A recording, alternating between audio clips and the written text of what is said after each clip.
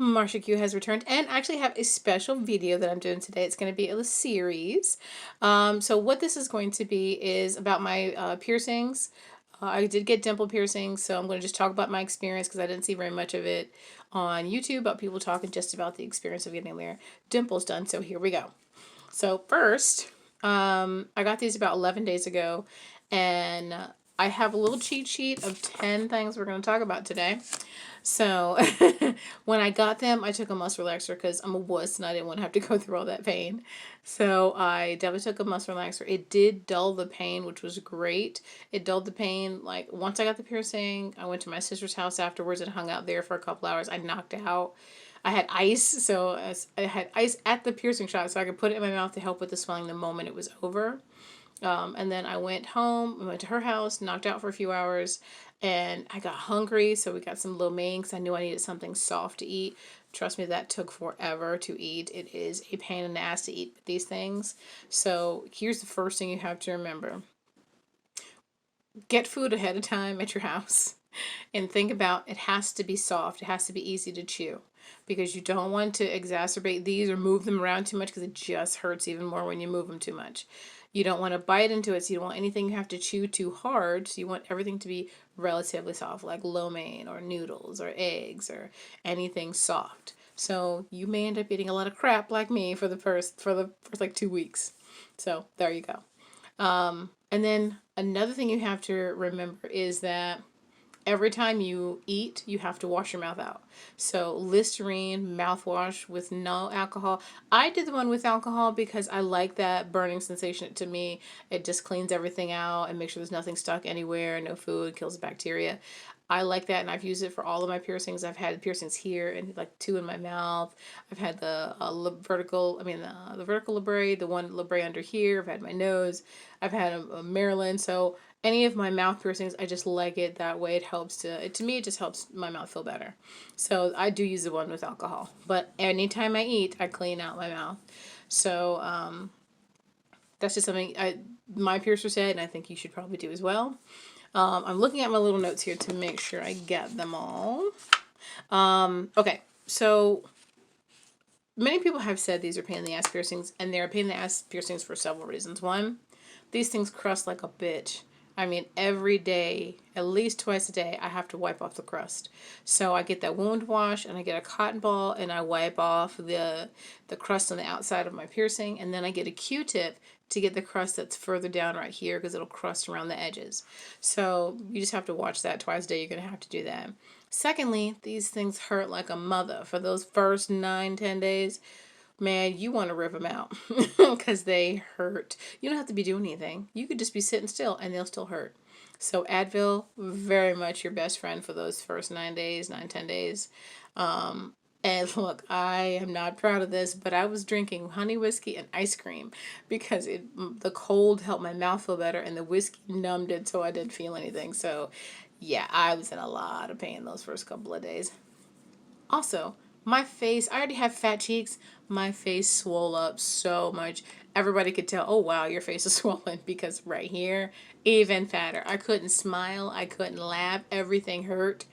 So, and then you don't realize how many times you accidentally hit your face, which just sends pain across your face. I was getting into a car and I accidentally hit it with the door and I was like, whoo, pain just went through my face. So, just got to remember all of that when you're getting them done, that it is something you really have to pay a lot of attention to. You think, oh, it's just a piercing, no big deal. No, these are pain in the ass piercings. Also, because you do have to wait that month or two before you can take these out. One tattooer said wait a month and you can change these out to smaller ones because the swelling should be low enough. Another piercer said think about waiting to a month and a half to 2 months just to make sure you don't do something that exacerbates it and makes them puff up again or get irritated. The last thing you want to do is have to run to the piercer to go and give you the extended ones again. Now, they can give you the extended one after you put the small one in, but it is a pain in the ass to try to put it in. 3 days ago, the ball came out of this one, and I could not, for nothing in the world, get that ball back on there. So I had to run to the piercer for them to put it back.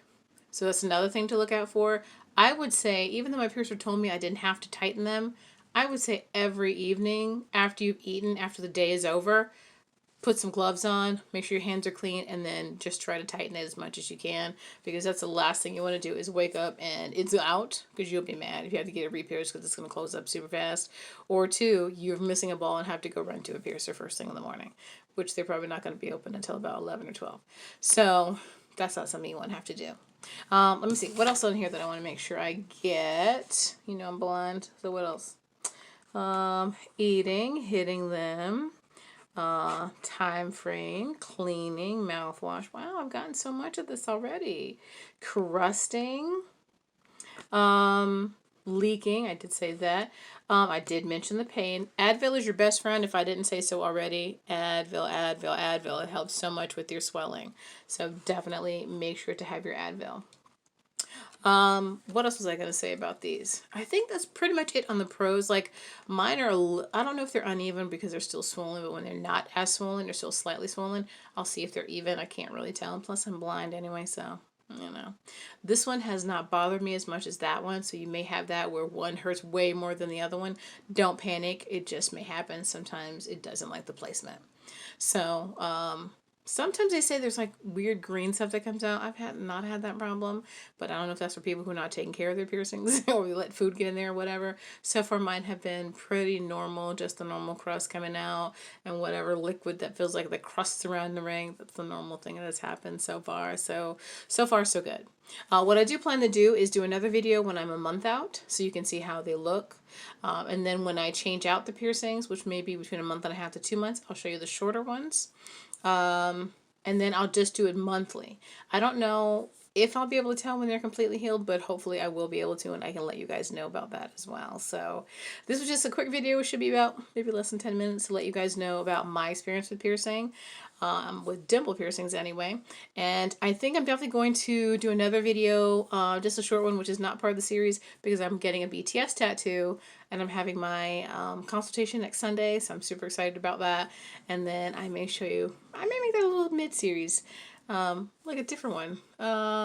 Talking about like when you get it done, how it looks initially, and then that period where it starts to itch like a big dog and it peels off and everything, and then the final product, you know, the process you have to go through when you're getting your tattoos, what it's like when you get them and how it's going to look and how to take care of it. That may be something I'll do as well, especially as someone who has darker skin, how my tattoos look in comparison to someone who's fair skinned. So I may do a video on that. So just came up with that idea. We'll see if we like it. Something different to talk about as well. So anybody who is new, I tend to talk a lot about K-pop, heavy metal, and just my life here in Orlando. So if you would like to join us, please do, and subscribe. I try to put videos up as much as I can, maybe once or twice a month, depending on if there's something exciting going on. I definitely have to make another video about this bullshit COVID-19 thing, which is fucking up my trip to Korea. So, and has already possibly fucked up my BTS concert, which I'm really pissy about, but we'll see.